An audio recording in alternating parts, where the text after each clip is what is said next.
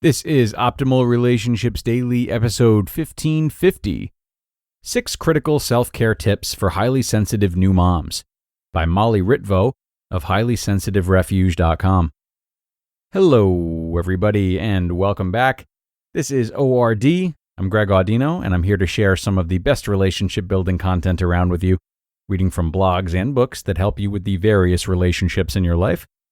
Now, today we'll be featuring another parenting article, this time coming out of HighlySensitiveRefuge.com, and I think it's something that all new parents will really need to hear. So let's get right into it and start optimizing your life. 6 Critical Self-Care Tips for Highly Sensitive Moms, by Ritvo of HighlySensitiveRefuge.com. Highly sensitive people, HSPs, are wired to process stimuli very deeply. As a result, we can easily be overwhelmed. As an HSP myself, I often become overwhelmed in large groups, such as at a loud, crowded concert or party.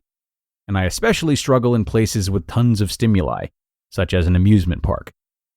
But while self-care is crucial for anyone who's an HSP, I believe it's even more imperative to practice as a new mother.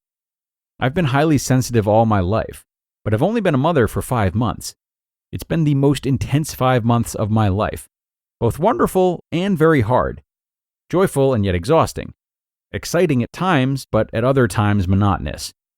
Becoming a mother has changed me and challenged me to grow more than anything else I've experienced so far. I've learned everything from swaddling a baby to assembling a pump in the dark to how utterly unimportant baby apps are. More important, how to open a stroller without straining my back. Yet, the most important thing I'm learning is how to take care of myself. Why self-care is crucial for highly sensitive new moms. Change is hard for anyone, but I believe it's particularly challenging for HSPs. Becoming a parent for the first time may be the biggest change that anyone can experience. HSPs need a lot of time to rest and recharge from external stimuli. Unfortunately, in the early days with a new baby, there isn't much, if any, time to recharge. Rest is tricky to get, and support can be even harder to find. Some new moms are better at handling sleep deprivation than others. HSP moms generally won't fall into this category.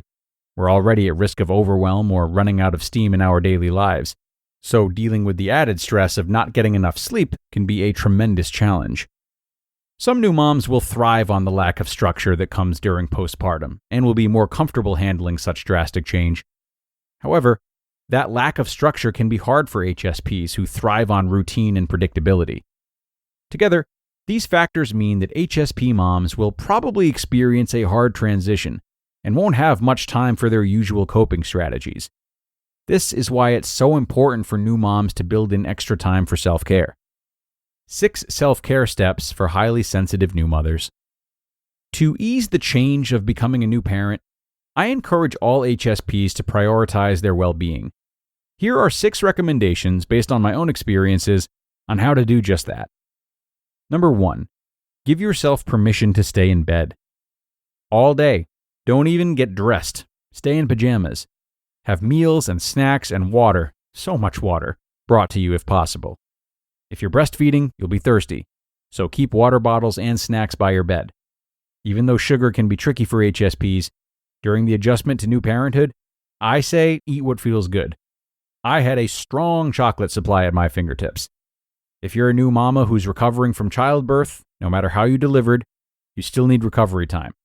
You are allowed to eat whatever you want. You birthed a human, so eat that slice of cake. Number 2, rest whenever you get the opportunity. Many doctors and well-intentioned relatives will say to sleep when the baby sleeps.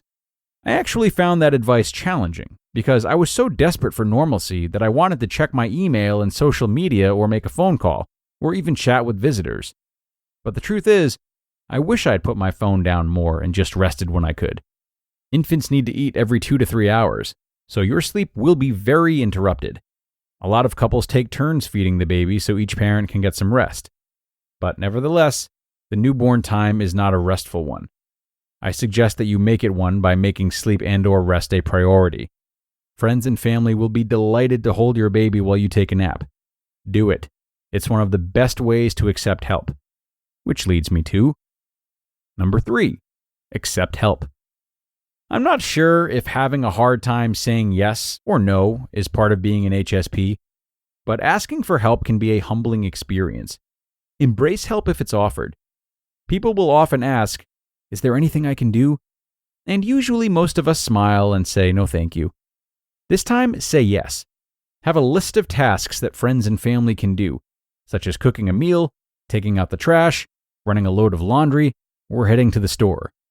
Life gets messy, literally and figuratively, and complicated taking care of a baby 24/7. You will need help. If it's an option, hiring a postpartum doula really helps. Number 4, set boundaries and say no when you need to. Because HSPs take on others' emotions and energy, it's important for an HSP parent to protect oneself. Parenting is an act of giving, and when HSPs get depleted, we can't function at our best. Honestly, I've struggled to honor this point myself, but it's important not to get too drained, especially as a new parent when so much energy has to go into taking care of a tiny person. It might mean disappointing others and maybe even skipping something fun, but an HSP needs to practice saying no in an effort to say yes to self-care. For example, a postpartum doula suggested that I only do one activity a day with my baby, even if it's just a walk around the block. Number 5, practice gratitude. When I feel tired or frustrated, I tend to focus on the negative, and then my mood spirals. It helps to simply practice saying thank you. Sometimes we easily forget how much there is to be grateful for, and having a healthy baby is an incredible blessing. In the fog of exhaustion, I've forgotten that. But when I take a moment to breathe and watch my daughter, I feel immense gratitude for her and for my partner and for all of those who support me every day, and even for the nurses and doctors who safely ushered her into this life. Number 6, remember, this too shall pass. I keep being reminded as a new parent that the days may be long, but the years are short. Soon, my little girl will be talking and walking and dashing across the schoolyard. Although I may not enjoy every second of new motherhood, I take solace in the reminder that the sleepless nights and crying fits won't last forever. Being an HSP mom has its challenges, but it also has so much joy. To all the new parents out there who are highly sensitive, I send you strength and blessings on this new chapter of your life.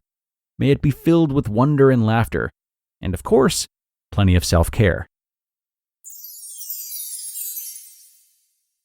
You just listened to the post titled 6 Critical Self-Care Tips for Highly Sensitive New Moms by Molly Ritvo of HighlySensitiveRefuge.com. And thanks so much to Molly for this one. Certainly helpful for any and all mothers, whether or not they consider themselves to be highly sensitive.